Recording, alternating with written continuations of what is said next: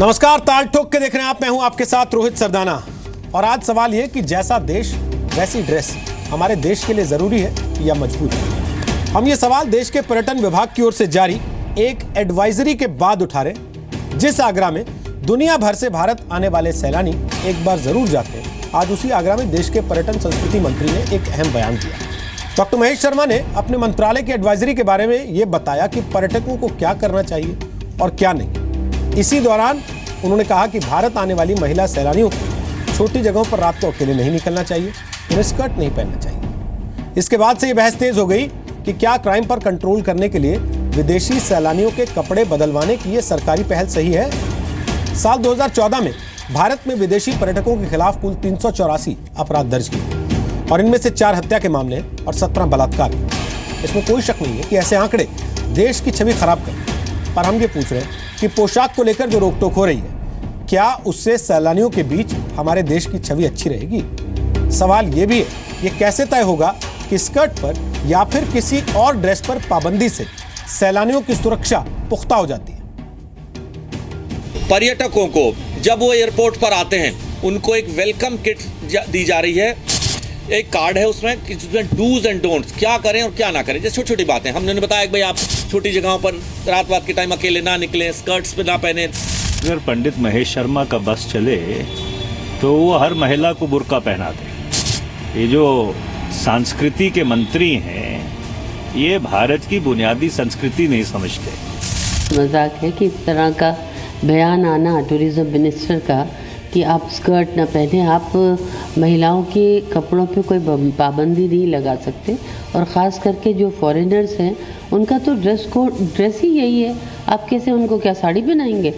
I think it's very important, especially if you want to avoid negative attention. If you want that kind of attention and if you want to be hassled, yes, you are going to dress provocative. But I think even if Indian women are dressing like this, they will attract negative attention. I think that it's wise to dress as people dress here because that's the culture that you are on and you should respect that. I think that out of respect, maybe, you should cover up a little bit, especially when you visit temples and everything like that. But I really enjoyed myself and I've never felt any sort of danger, so I'm quite happy. तो मैंने ऐसा नहीं कहा, लेकिन जिस advisory के विषय में मुझसे ये सवाल पूछा गया वो धार्मिक स्थलों के लिए है, जिसमें हमने कहा है, मैं एक कॉपी आपको देता भी हूँ, जिसमें हमने ये कहा है कि जब आप किसी धार्मिक स्थल पर जाएं तो वहाँ की मान्यताओं का ध्यान रखें। ताल ठोक के आज का पहला सवाल, जैसा देश वैसी ड्रेस जरूरी है या मजबूरी? दूसरा सवाल, सैलानियों के लिए कोई ड्रेस कोड क्यों होना चाहिए? तीसरा सवाल, क्या क्राइम पर कंट्रोल करने के लिए स्कर्ट पर पाबंदी जरूरी है? और ताल ठोक के आज का चौथा सवाल, धार्मिक स्थलों पर ड्रेस कोड का विरोध क्यों? तो आपको बता दें कि आज ताल ठोक के हमारे साथ बात करने के लिए खुद पर्यटन संस्कृति मंत्री महेश शर्मा होंगे। अब से कुछ देर के बाद हम उम्मीद कर रहे हैं वो हमारे साथ इस चर्चा में शामिल होंगे। ऐसा उन्होंने वादा किया, हमें समय दिया, ये कहते हुए कि हम उन्हें बहस में ना खींचे, उनसे जो सवाल पूछना चाहते हैं सीधे पूछकर थोड़े समय में उन्हें वापस फ्री कर दें, और हमने इस पर सहमति दे दी। उनके साथ साथ हमारे साथ 4 और खास मेहमान हैं। प्रेम शुक्ला हमारे साथ हैं, जो बीजेपी के प्रवक्ता हैं, वैसे पत्रकार रह चुके हैं, दोपहर का सामना के एग्जीक्यूटिव एडिटर हैं। रागिनी नायक हमारे साथ हैं, वो कांग्रेस पार्टी की प्रवक्ता हैं, युवा नेता हैं कांग्रेस पार्टी की, दिल्ली विश्वविद्यालय छात्र संघ के अध्यक्ष भी रह चुकी हैं, NSUI से लंबे समय जुड़ी रही। स्मिता प्रकाश हमारे साथ हैं, वो न्यूज एजेंसी ANI की संपादक हैं। पिछले करीब 2 दशक से भी ज्यादा वक्त से वो पत्रकारिता में सक्रिय हैं। हमारे साथ आचार्य विक्रमादित्य हैं, जो कि धर्मगुरु हैं, आध्यात्मिक मार्गदर्शक, ट्रेनर और काउंसलर भी हैं। आप सबका स्वागत है। सबसे पहले रागिनी नायक, मैं आपसे पूछना चाहता हूं, बतौर एक महिला भी और बतौर विपक्ष की नेता भी, जब देश का पर्यटन मंत्री ये कहता है कि भाई इस देश में जो भी बाहर से आए वो इस देश के हिसाब से कपड़े पहने, उसमें आपत्ति क्या है?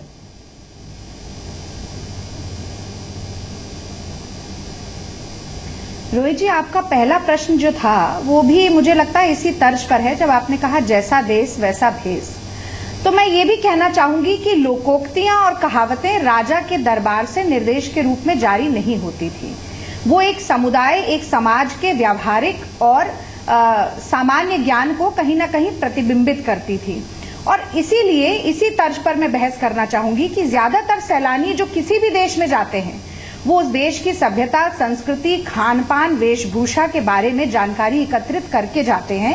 और यही कारण है कि लोनली प्लैनेट जैसी किताब दुनिया में सबसे ज्यादा बिकने वाली किताबों में से एक है।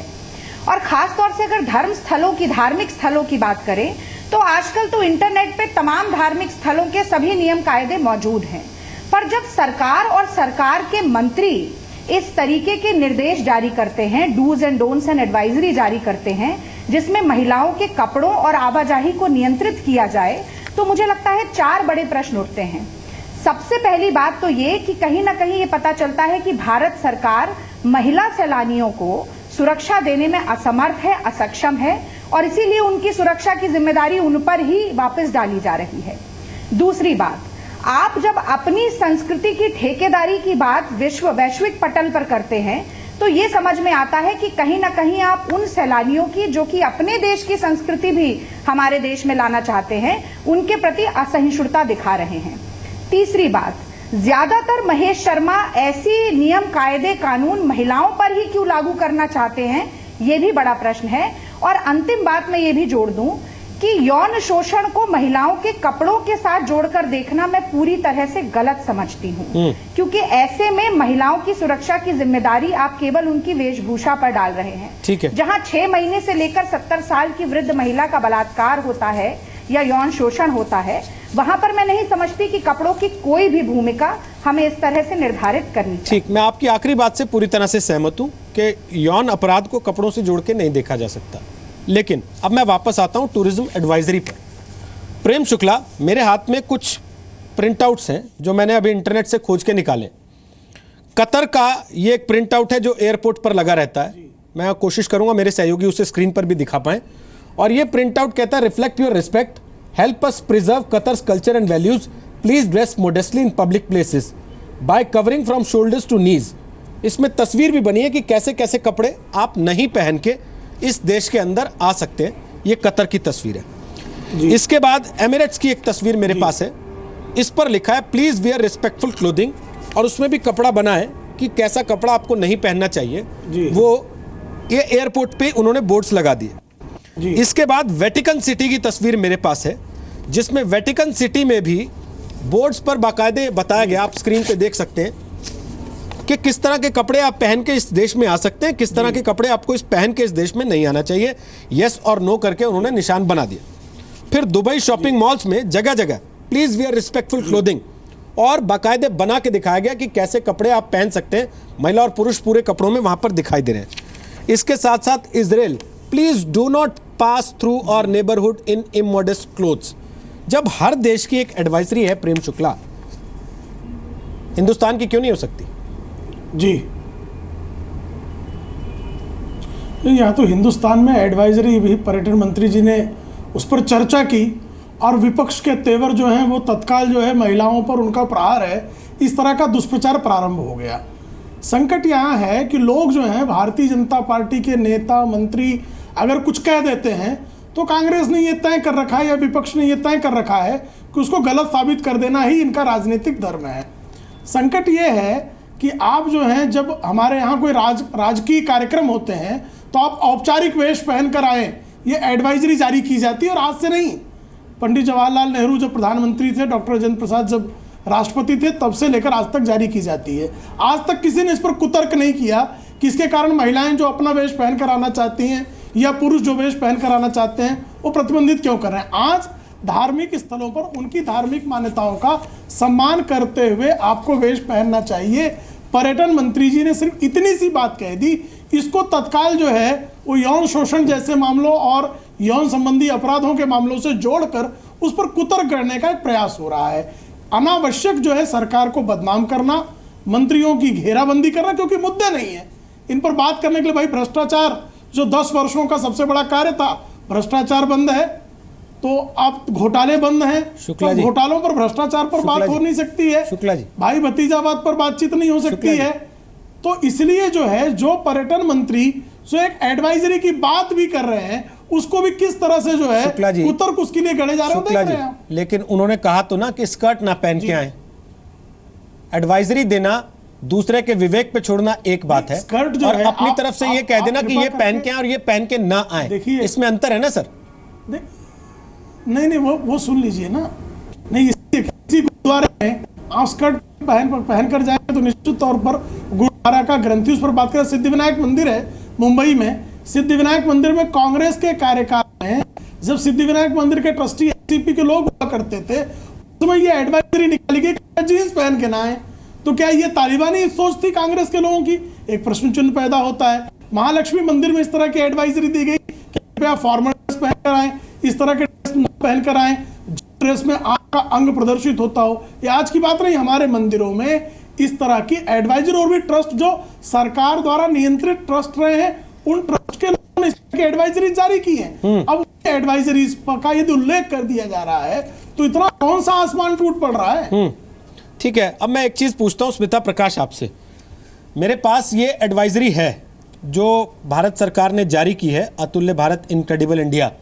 मैं अपने हाथ में दिखा भी सकता हूं, welcome to India tips for tourist. बहुत छोटी सी एक बुकलेट है, 5, 7, 10 पन्नों की, 11 पन्नों की, और इसमें पहले ही पेज पर tips for travelling to India है। स्मिता जी ध्यान से सुनिएगा। ऑन क्लोथिंग उन्होंने लिखा है, some parts of India particularly the smaller towns and villages still have traditional styles of dressing. Dress codes for some religious place can include covering your head, being barefoot, etc. Do find about local customs and traditions from the tourism office or concerned authorities while visiting such places. इसके अलावा बाकी के 10 पन्नों में कहीं किसी कपड़े का कोई जिक्र नहीं है, कहीं नहीं लिखा आपको क्या पहनना है क्या नहीं पहनना, कहीं नहीं लिखा कि आप कैसे आ सकते हैं कैसे नहीं आ सकते। क्या हमें ये मानना चाहिए कि ये एडवाइजरी जो है थोपी जा रही है और भारत सरकार तालिबानी दौर में चली गई है, वो नहीं चाहती कि बाहर से आने वाले लोग जो हैं अपनी मर्जी के कपड़े पहन के आए?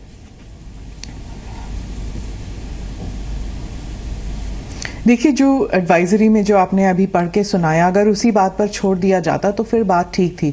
लेकिन जब मंत्री ने कहा कि there is a dress code, आप स्कर्ट्स पहनकर मत जाइए, बाद में उन्होंने क्लैरिफाई किया कि ये रिलीजियस प्लेसेस के लिए है।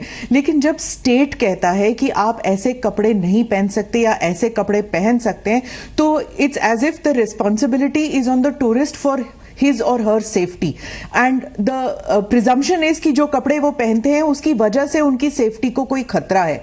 सो द एंटायर इमेज जो है भारतीय टूरिज्म को लेकर या सेफ्टी को लेकर, वो पूरा कंफ्यूज हो जाता है कि ये कहना क्या चाह रहे हैं मंत्री, कहना क्या चाह रहा है भारत की। हमारे यहाँ जैसे कतर में या वेटिकन सिटी में, जैसे आपने कहा कि is it a religious country? नहीं, Qatar is a Muslim country, Vatican is a Christian country. Bharat जो है वो एक सेक्युलर मुल्क है, यहां पर रिलीजियस कोड कोई नहीं है, of dressing, of worship, of behaviour, कोई सोशल कोड ऐसा रिलीजन के ऊपर कोई नहीं है। इसीलिए जो क्लोथिंग का जो रूल है उसके लिए it should be left to the tourist to find out कि क्या है rules and regulations of a particular place of worship. अगर वो चर्च जा रहे हैं तो वो कैसे कपड़े पहने, अगर वो मॉस्क जा रहे हैं या टेंपल जा रहे हैं क्या कपड़े पहन के जाएं। और अंग प्रदर्शन के बारे में जैसे शुक्ला जी ने कहा, तो काफी सारे मंदिर है जहां पर औरतों पर कहा जाता है कि आप साड़ियां पहनेंगी, लेकिन जो आदमी है वो धोती और ऊपर में कुछ भी नहीं पहनते, सिर्फ एक कुछ आदमी जो है वो शॉल ओढ़ते हैं, नहीं तो उनका तो अंग प्रदर्शन is allowed as far as religion is concern. तो इसीलिए वहां पर भी आज तक तो किसी औरत ने, किसी महिला ने नहीं कहा कि हमें क्यों कहा जाता है कि हम पूरा ढक लें अपने आप को साड़ी में, शॉल में, सलवार कमीज में, लेकिन आदमी जो है वो छोटे छोटे कपड़े पहन के जा सकते हैं अंदर। ठीक है, क्या महिलाएं वैसे कपड़ों में जाना चाहेंगी मंदिर? एक तो ये बात है, और दूसरी बात स्मिता जी, आपने जैसा कहा कि ऐसी बातों से छवि खराब होती है कि अपराध के नजरिए से ये मुल्क जो है बड़ा वल्नरेबल है। ऐसे में तो फिर पिछले 5-7 साल से हम जो एक कैंपेन चलाते हैं टीवी पे, अतिथि देवो भव का, जिसमें हम ऐसे दिखाते हैं कि हर ऑटो वाला यहाँ विदेशी लड़कियों को छेड़ने के लिए इंतजार करता रहता है, बंद कर देना चाहिए हमें। वो भी तो विदेश के लोग देखते होंगे ना टीवी पर कि भाई यहाँ तो ऑटो वाले छेड़ते हैं, वो लड़कियों को उठा के ले जाते हैं, वो रेप कर देते हैं फॉरेन नेशनल्स का।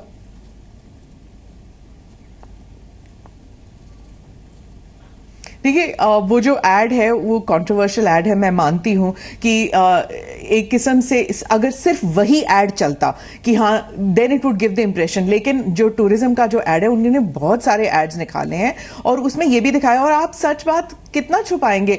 ये सही बात है कि अगर कोई फॉरेन टूरिस्ट जो है शी इज अंडर रिस्क, हम जानते हैं जिस तरह every woman is under risk in India if she goes into dark allies, into dark corners, अकेली जाती है रात को, तो थोड़ा बहुत रिस्क सब औरतों को है, सिर्फ फॉरेन टूरिस्ट को नहीं है। तो जब मंत्री कह रहे हैं कि it is better that you don't go out at night alone, आप फोटो लीजिए और अपने फ्रेंड को बताइए, हाँ थोड़ा सा एक माहौल क्रिएट हो जाता है, एक पैनिक जैसा माहौल। लेकिन बात भी सही है, अगर आप देखें कि जब हम बाहर निकलते हैं, हमारे माँ बाप हमको कहते हैं, जब हम अपने बच्चों को कहते हैं जाने से पहले बता दो कि कहाँ जा रहे हो, वापस आ रहे हो, स्पेशली लड़कियों के बारे में, तो एक तरह से yes security and it is realistic, पर दूसरी तरफ क्योंकि ये मंत्री हैं उन्हें देखना चाहिए कि एक इमेज खराब हो जाता है ऐसे कहने में, it is better to do it in a subtle manner. तो इमेज खराब ना हो इसलिए सच भी बोलें तो सोच समझ के बोलें। पंडित जी, आप इस मानते हैं कि ऐसा ही मैसेज होना चाहिए? फिर नहीं, एक अच्छी पहल है और उस पहल का स्वागत किया जाना चाहिए था। बेकार राजनीति में फंसने के लोग अपने अपने वक्तव्य दे रहे हैं। मुझे बड़ा अजीब लगा, अभी स्मिता जी ने एक बड़ी विचित्र बात कही, पढ़े लिखे होने में, कल्चर होने में और ऐसी बातें करने में। मैं चाहूँगा स्मिता जी भी इस वक्त वस्त्र पहन के बैठी हैं और एक शिष्टाचार का परिचय दे रही हैं, परंतु जो वक्तव्य वो दे रही हैं वो शिष्टाचार से बहुत परे है। और उनको अगर ऐसी बात करते हैं कि अगर जो शिष्टाचार, जो वस्त्र पहनने की बात करती है, तो कुछ और वस्त्र में उनको यहाँ आना चाहिए था। अगर वो इस बात को मानती हैं और उस बात को करना चाहती हैं, तो मुझे समझ नहीं आती, एक व्यक्ति एक शिष्टाचार बनाने का प्रयास कर रहा है। आप कौन होते मुझे बताने वाले कि मैं किस किस्म के कपड़े पहनूं? आप कौन होते मुझे बताने वाले? आप कौन होते मुझे बताने वाले कि मैं कैसे कपड़े पहन के आऊं? बड़ा विचित्र लगा। आप कौन होते मुझे बताने वाले? शिष्टाचार की बात करना चाह रही हैं, कम से कम शिष्टाचार का परिचय। आप हिंदुस्तान में पैदा हुई हैं, उसके बाद शिष्टाचार का परिचय नहीं दे रही हैं। मैं जहां तक समझ पा रहा हूं आपको चोट पहुंची उस बात से। आप कौन होते हैं मुझे बताने वाले कि मैं किस किस्म के बिना पहने बैठते कपड़े पे आप बिना पहने पहनते बैठते कपड़े यहाँ पे जब आप ऐसी बात कर सकती हैं तो बिना आपको क्या लगता है? मैंने क्या आपको बताया कि आप किस कपड़े पहने? मैंने क्या आपको बताया? मैंने क्या आपको बताया? दूसरों को शिक्षा देना चाह रही है, टीवी चैनल पे बैठकर ऐसी बात बोल रही है। अरे साहब, टीवी पे चैनल पे बैठकर लोगों को एक ज्ञान का परिचय दे रही है। आप कौन होते बताने वाले मुझे? आप पढ़ी लिखी है, उसके बाद ऐसी बात कर रही है। विक्रमादित्य जी, आप कौन होते हैं मुझे बताने वाले? आप कौन होते हैं ये बात को टीवी पे कहने के लिए? आप केवल अपनी बात कहें ना, आप पूरे हिंदुस्तान के तमाम लोगों पे ये बात थोपना चाहती हैं कि आपको ऐसे परिधान पहनना चाहिए। आप घूमे ना, आप मुझे बताएंगे पहन के बैठिए, आप मुझे बताएंगे कि मैं क्या बात करूं? पंडित जी, आप मुझे बताएंगे कि मैं क्या बात करूं? प्लीज आप मुझे नहीं अच्छा लगा ये बात। आप शांत होंगे?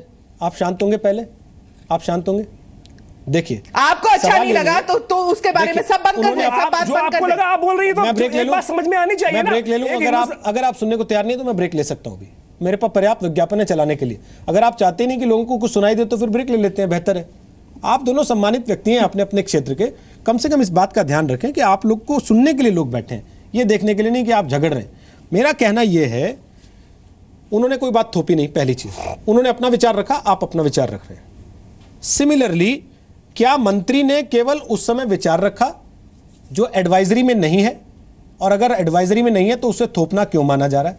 दूसरी बात, मुझे यह समझ में आ रहा है कि आपको ऐतराज इस बात से था जहां उन्होंने कहा कि मंदिर में पुरुष तो ऊपर के वस्त्रों के बिना जाते हैं, महिलाओं को साड़ी में जाने के लिए कहा जाता है। आपके पास कोई उसका वैज्ञानिक आधार था तो आप वो रख देते, कोई दिक्कत नहीं है उसमें। शास्त्र में आपस में पढ़ना विज्ञान के आधार है। तो आप भगवान कृष्ण ने गीता में कहा, युक्त आहार विहार से युक्त चेष्टा से कर्मसु। युक्त तो रहो, युक्त की परिभाषा आप स्वयं जानते हैं, उसमें भी बेकार बहस कर रहे हैं और ऐसी बात पढ़े लिखे व्यक्ति के द्वारा रखी जा रही है, तो कम से कम इस बात को ध्यान रखें। ठीक है, आपने अपना विरोध रख दिया, लेकिन आपकी बात वो माने या ना माने ये उनका चॉइस है ना, वो अपने हिसाब से अपनी बात रख रही है और लोगों को उनकी बात माननी है नहीं माननी है ये लोगों का चॉइस है। ऐसा थोड़ी ना कि उन्होंने कह दिया आज टीवी पे तो सब लोग कल को वहां मंदिर के बाहर लाइन लगा के खड़े हो जाएंगे कि हम तो ऐसे ही आना चाहते हैं। तो प्लीज इस बात को समझें। रागनी, आप कुछ कहना चाह रही हैं? आपने हाथ उठाया बहुत देर से, बोलिए।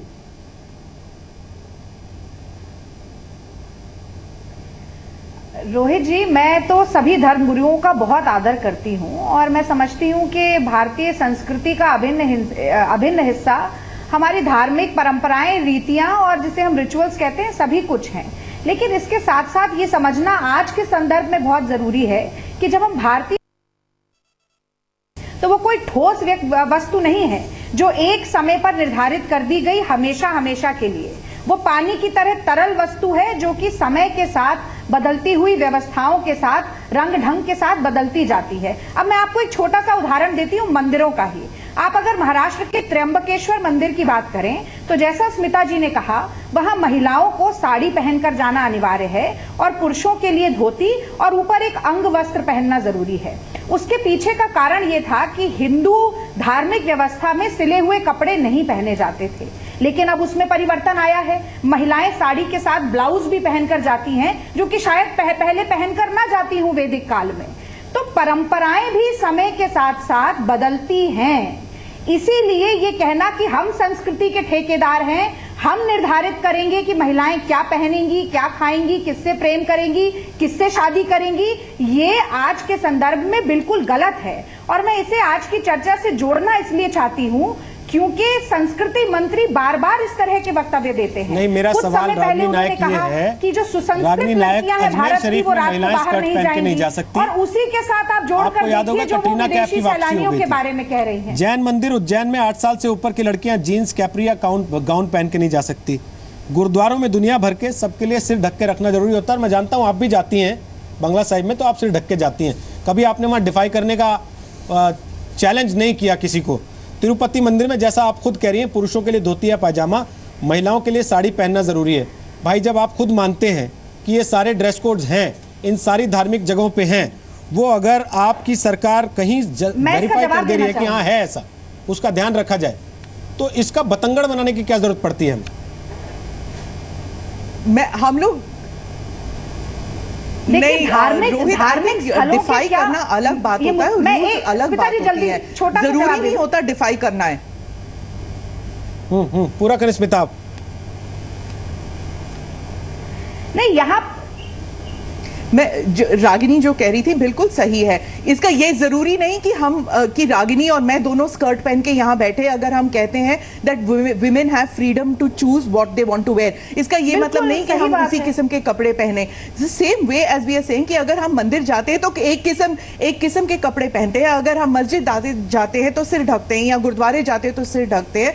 इसका ये मतलब नहीं है कि हम हर जगह रिबेल करेंगे, लेकिन हमारा अभी तो हक है कि अगर हम क्वेश्चन करें कि ऐसे रूल्स क्यों हैं। अगर हमारे पास अगर ऐसे विचार है कि हम क्वेश्चन करना चाहे तो हम क्वेश्चन भी ना करें, और इस तरह के एब्सोल्युटली रूड क्वेश्चनिंग हमसे की जाए कि आप ऐसे कपड़े क्यों नहीं पहन के आए। ये कोई सभ्यता है ऐसे सवाल पूछना हमसे? आप बोलिए पंडित जी, हालांकि मैं ब्रेक पर हूं, संक्षेप में अपनी बात रख लें। देखिए साहब, अभी पहले रागिनी जी ने एक बात कही, हम थोड़ा सा वक्त में पढ़ लेते हैं और उसके बाद उसमें बखान करने बैठ जाते हैं। शास्त्र के अंदर हर व्यक्ति के लिए अलग नियम बताया गया है। यहाँ भारतीय संस्कृति एक ऐसी संस्कृति है जो एडवाइजरी में कोई शास्त्र नहीं लिखा, इसके अंदर कहीं ये नहीं कहा गया कि केवल रागिनी जी ने एक बात कही, सुन ले एक बात, कि उन्होंने कहा कि बिना सिले हुए कपड़े, केवल सन्यासी के लिए बिना सिले हुए कपड़े पहनने की आज्ञा है, किसी गृहस्थ के लिए बिना सिले हुए कपड़े पहनने की आज्ञा नहीं है। पहले अपना ज्ञान ठीक कर लें, उसके बाद आप किसी धार्मिक ग्रंथ के ऊपर किसी विवेचना करने बैठे। केवल सन्यासी के लिए वो बात आज्ञा है कि बिना सिले कपड़े पहनेगा वो व्यक्ति, बाकी किसी के लिए नहीं है। तो आप रागिनी जी कम से कम अपना ज्ञान को पहले अच्छे से रिवाइन कर लें, शास्त्र के बाद शास्त्र का अध्ययन करें,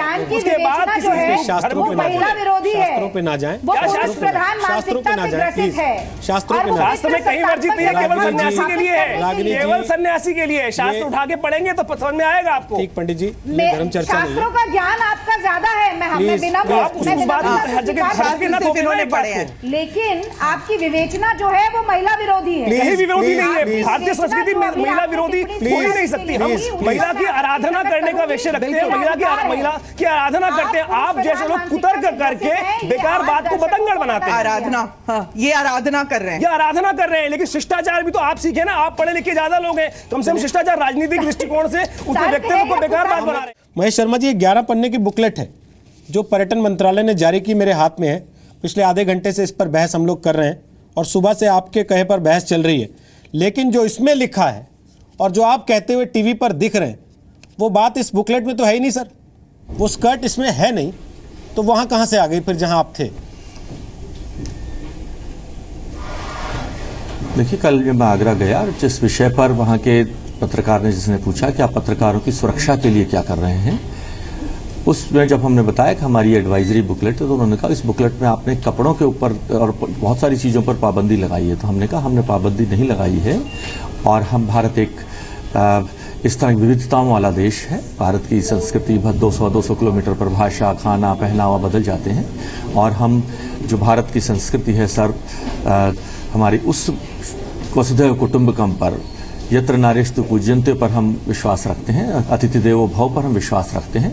और यह मेरा विषय नहीं कि मैं किसी को ये कहूँ कि वो क्या पहने और क्या ना पहने। तब जब उन्होंने विषय उठाया कि आपने अपनी उस एडवाइजरी में ये लिखा है कि कपड़ों पर आप ध्यान दें, तो मैंने उन्हें बताया कि ये विषय हमने सिर्फ हमारे धार्मिक स्थलों पर जब आप जाएं तो उसमें हमने लिखा हुआ है कि कृपया कपड़ों का ध्यान रखें। वो बुकलेट मेरे सामने भी, मैं उसको भी पढ़ देता हूं, जिसमें हमने लिखा है कि असर्टेन विजिटिंग आवर्स,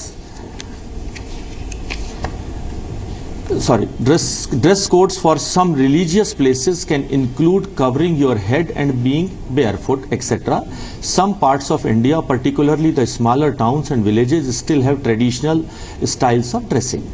तो उन्होंने कहा आप इस पर क्या आप कपड़ों पर भी किसी को प्रतिबंध लगाना चाहते हैं? तो हमने उनसे कहा कि हम धार्मिक प्लेसों पर, जहाँ से किसी आप गुरुद्वारे में जाएं वहाँ आपको सर ढकना हो सकता है, किसी मंदिर में जाएं वहाँ आपको जूते उतारने हो सकते हैं, इस विषय पर। और हमारा विषय, न्याय मंत्री का विषय है कि वो ये बताए कि कोई क्या पहने ना पहने।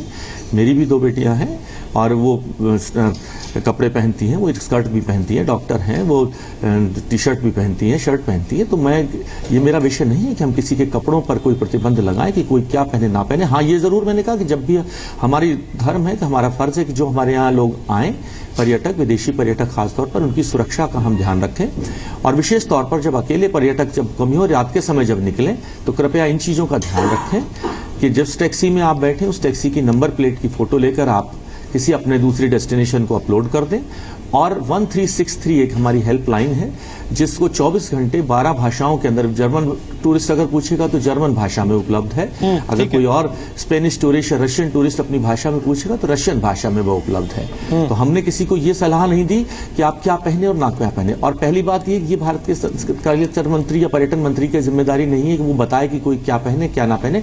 हमने धार्मिक स्थलों के लिए हमने एक एडवाइजरी, और एडवाइजरी का मतलब ये नहीं होता कोई बाध्यता है, वो एक सुझाव है कि ताकि उनका जब भी वो देश के अंदर आए वो सुरक्षित पर्यटन उनको मिले, एक स्वच्छ पर्यटन उनको मिले।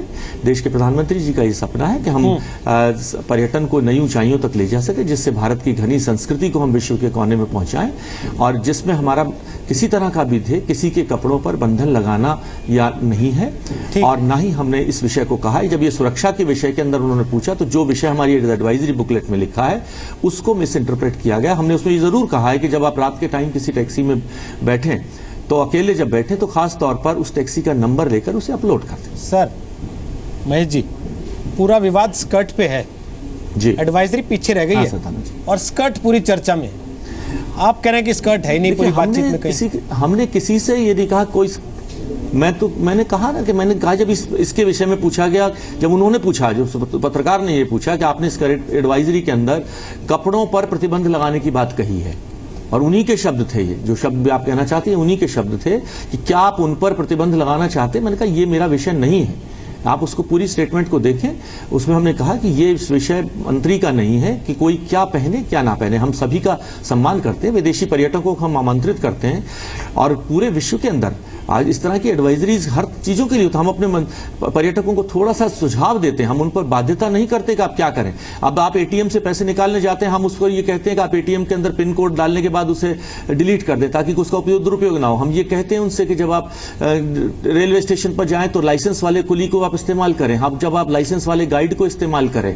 तो इस तरह की एडवाइजरी सभी विषयों की जारी होती है, और उसी विषय में ये कहा है। लेकिन हमने ये बिल्कुल नहीं कहा है कि कोई कपड़े का पहनावे के बारे में, ना तो ये भारत के मंत्री की प्रेरोगेटिव है कि वो बताए कि वो क्या पहने, ना उसकी जरूरत है, ना उसकी सोच है कि वो किसी को ये बताए कि वो क्या पहने और क्या ना पहने। लेकिन हाँ, सुरक्षा की दृष्टि से उन जो हमारे पर्यटक आते हैं उनको सुरक्षित पर्यटन हम दे पाए। अभी भी आपको पता, आज से 5 दिन पहले हमारे देश के अंदर एक घटना हुई है जब विदेशी पर्यटकों के एक जापानीज के ग्रुप के साथ कुछ धोखाधड़ी हुई, तो उनको भी हमने, पुलिस को भी हमने बुलाया ताकि पुलिस की भी व्यवस्था उस वक्त है। आज हमने रेलवे मंत्रालय के साथ भी इस विषय पर चर्चा करी है कि किस तरह हम रेलवे स्टेशनों, एयरपोर्टों पर भी पुलिस व्यवस्था के साथ अपने किसी पर्यटक को किसी तरह से भी दिक्कत ना हो, इस विषय का भी हम ध्यान दें। लेकिन महेश जी, पूरा विपक्ष आपके ऊपर टूट पड़ा हुआ है सुबह से, और मैं दोबारा कहना चाहता हूं, देख रहे होंगे मेरा विषय, कांग्रेस मैं के दोबारा नेता कहना चाहता हूं, मेरा विषय किसी को ये आगाह करना नहीं है। सर, कांग्रेस के नेता मनीष देखिए, मुझे उनके विषय पर कुछ कमेंट नहीं करना है। बस चले तो वो सब औरतों मुझे उनसे कोई, उनको कहें उनकी बात आप सुन लीजिए, ये उनका अपना विषय है। मनीष तिवारी जी से पूछिए, बुर्का उन्होंने देश को पहनाया था, देश बदनाम हुआ था उनके भ्रष्टाचार के कारनामों के कारण, पूरा देश बदनाम हुआ था। मैंने नहीं पहनाया बुर्का किसी को, लेकिन मैंने किसी से नहीं कहा कि आप क्या पहने और क्या ना पहने। तमाम लोग, हाँ, ये बात सही है कि कांग्रेस के कारनामों से इस देश को जरूर जो आपके बयान पे सवाल उठा रहे हैं, धन्यवाद। उनका कहना है कि मंत्री जी की बातों से देश की छवि को नुकसान पहुंचा है। महेश शर्मा इतनी देर के लिए थे हमारे साथ। स्मिता प्रकाश, आपने उनकी बात सुन ली, पूरी बात सुनने के बाद आप क्या कहते हैं? देखिए, मनीष तिवारी जी जो कह रहे थे, उनके कांग्रेस के शासनकाल में ही निर्भया कांड हुआ था और उसकी वजह से दिल्ली को रेप कैपिटल कहा गया था। Pakistan went to town saying कि इंडिया जो है वो रेप कंट्री है। उस इमेज से बाहर निकलने में हमें बहुत वक्त लगेगा। इसलिए जब भी कोई एडवाइजरी दे, जब भी कोई स्टेटमेंट दे regarding dress rules, regarding women safety, थोड़ा बहुत संयम रखना जरूरी है, थोड़ा बहुत केयरफुली स्टेटमेंट देना जरूरी है। और जैसे मंत्री जी ने अभी साफ कह दिया that he was not saying कि ये एनफोर्सेबल रूल है, इट्स जस्ट एन एडवाइजरी। अगर आप फॉलो करना चाहें करें, नहीं करना चाहे तो आप पर कोई पाबंदी नहीं है। आई थिंक उन्होंने क्लैरिफाई कर दिया है। तो आपको लगता है कुछ बातों का तिल का ताड़ बन जाता है?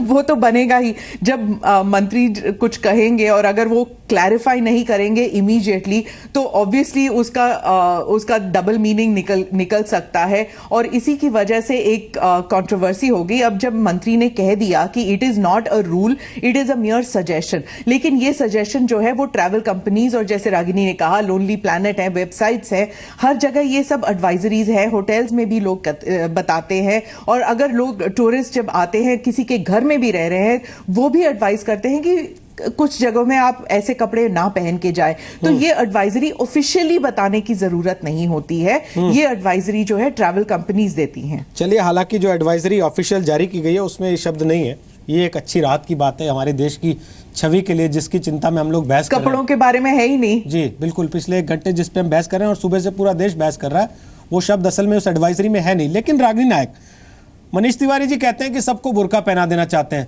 अब कल को जब बुर्के पे बहस शुरू हो जाएगी तो कहीं उनका स्टैंड इससे तो नहीं बदल जाएगा कि भाई बुर्के को लेके हमारी आपत्ति नहीं है, हम किसी के धार्मिक परिधान को जो है क्वेश्चन नहीं कर रहे।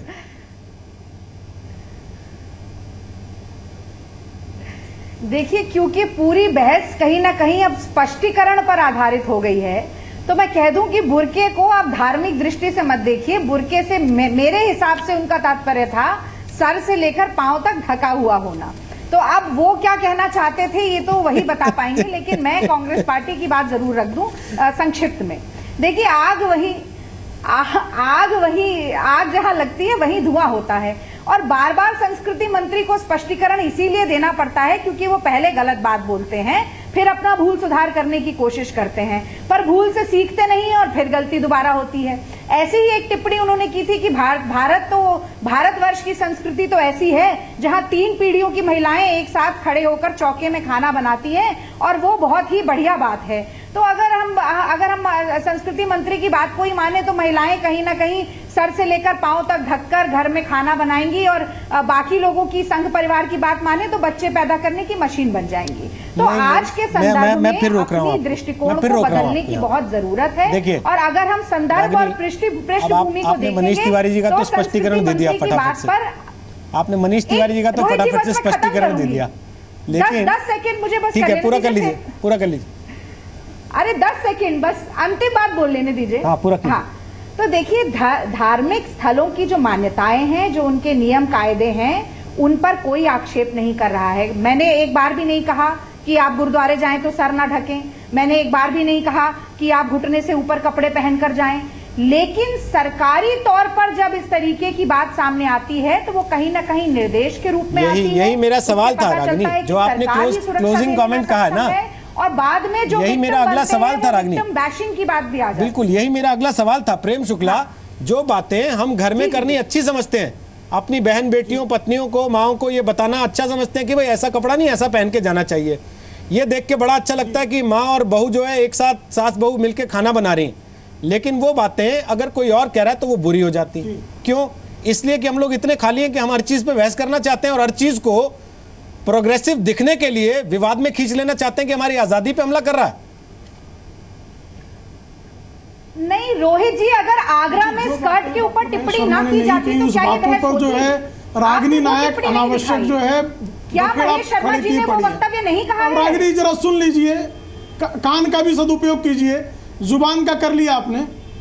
हाँ हाँ, माफ कीजिए माफ कीजिए, अरे भैया माफ करिए, मैं बस बात कह रही थी। इनके नेता आदरणीय राहुल गांधी, इनके नेता आदरणीय राहुल गांधी मंदिर में जाने वाले को छेड़ने वाला कहते हैं महिलाएं, वो ठीक बात है। इनके नेता श्री प्रकाश जायसवाल महिलाओं को कहते हैं पुरानी हो गई पत्नी तो अब मजा नहीं आता, ये अच्छी बात है। इनके नेता दिग्विजय सिंह टंचमाल कहते हैं महिलाओं को, अच्छी बात है।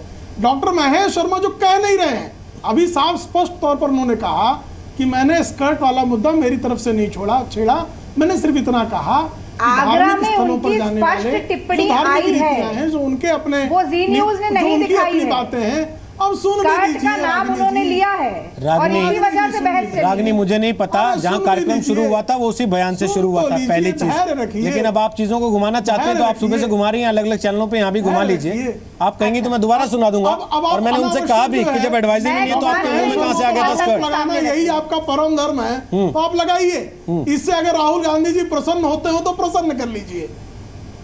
आप कृपा करके जो बातें नहीं कही जा रही हैं उन बातों को अनावश्यक तिल का ताड़ बना रही हैं, और जो बातें कही गई हैं उन पर कोई जवाब नहीं है। राहुल गांधी जी आज तक इस बात पर टिके हुए हैं कि मंदिर जाने वाले लोग महिलाओं को छेड़ते हैं, तो आपके पति भी, आपके बच्चे भी, आपके परिजन भी मंदिर जाते होंगे, तो क्या महिलाएं छेड़ते हैं? वो इस तरह का निष्कर्ष निकाला जाए तो ये बहुत दुखद होगा। इस तरह का निष्कर्ष निकालने पर आपकी कोई बहस नहीं। एक बात एडवाइजरी के रूप में, उस एडवाइजरी जिसमें एक प्रश्न के जवाब में आया है उस पर भी आप चिल्ला रही है, और आपकी पार्टी में सीरियल जो बार-बार महिलाओं के खिलाफ टिप्पणी बिना टिप्पणी के आप टिप्पणी पा रही है, और वहाँ जो टिप्पणी आई उस पर आप मौन हैं। पुरुष प्रधान आप कांग्रेस के लोगों के प्रति जो है अपशब्द बकने का जो लाइसेंस देना चाहती है वो ठीक नहीं है, तो ये लाइसेंस से बचें, आप इस तरह के लाइसेंस से बचें। अनावश्यक जो बातें कही नहीं गई हैं वो दूसरे के मुंह में डालकर और उस पर बहस करना, ये आदत अच्छी नहीं है। एक लास्ट कमेंट, स्पष्टीकरण क्यों दे रहे थे? ठीक है प्लीज, एक लास्ट कुछ गलत कहा ही नहीं तो सफाई क्यों दे रहे थे? एक लास्ट कमेंट, स्पष्टीकरण क्योंकि आप चिल्ला चीख रही हैं, आप उनकी बात को अनावश्यक तूल दे रही हैं। भाई सुबह अखबार में छपा है, शाम तक टीवी चैनलों पे बहस चल रही है। स्मिता प्रकाश, इतना अधिकार तो हमारा है ना कि हम स्पष्टीकरण मांगे। आप झूठा प्रचार कर रही हैं, झूठ पुराण पढ़ना बंद कर दें आप। ठीक है, बिल्कुल ठीक है, ठीक है। बहुत 70 वर्ष स्मिता जी लास्ट कमेंट प्लीज सर। अरे गलत बोलने वालों को सजा दीजिए प्लीज। ठीक है भाई, आप लोगों ने अपने पॉलिटिकल पॉइंट्स को करना, सबने बराबर एक दूसरे को बता दिया कि तुम्हारी पार्टी में ज्यादा महिला विरोधी है। प्लीज अब लास्ट स्मिता जी की बात सुन लीजिए, आखिरी कमेंट। स्मिता जी, इतना अधिकार तो हमारा बनता है, सुबह से अखबार में खबर छपी है, दिन भर सारे नेता लाइन लगा के बाइटें दे रहे हैं, तो शाम को एक स्पष्टीकरण तो मांगा जाए कम से कम सरकार से कि आपने कहा क्या है, बताइए।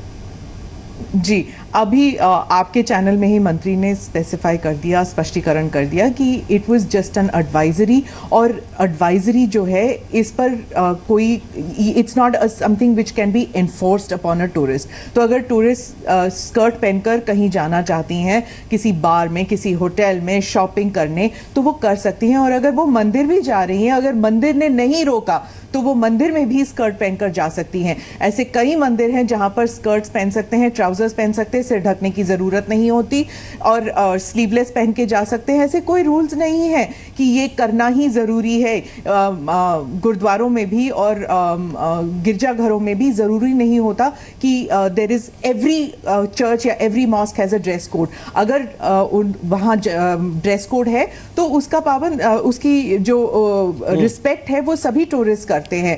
तो आई डोंट अंडरस्टैंड कि इसमें इतना बड़ा क्यों एक कंट्रोवर्सी बना रहे हैं पॉलिटिकल पार्टीज। शायद आज कोई मुद्दा नहीं है इसलिए। चलिए, एक बड़ी चीज़ ये जो आपने चलते चलते कह दी कि बहुत सारे मंदिर या धार्मिक स्थल ऐसे हैं जहाँ पे हम स्कर्ट भी पहन के जा सकती हैं या अपनी मर्जी का कपड़ा पहन के जा सकते हैं, लेकिन इतना ज़रूर होगा कोई ऐसा डिस्को, बार या पब नहीं होगा जो साड़ी पहन के आना अलाउ करता हो।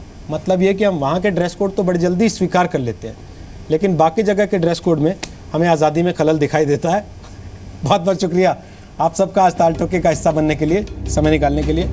मुझे लगता है ये बहस अब इसके साथ खत्म हो जानी चाहिए, जहां महेश शर्मा पर्यटन मंत्री ने जी न्यूज़ पर अब से थोड़ी देर पहले ये साफ कर दिया है कि ऐसी जो एडवाइजरी है वो कोई पाबंदी नहीं है, वो केवल भारत सरकार की तरफ से सलाह है। और इस एडवाइजरी में, जैसा हमने आपको खुद पढ़ के बताया, ऐसा कोई शब्द लिखा नहीं।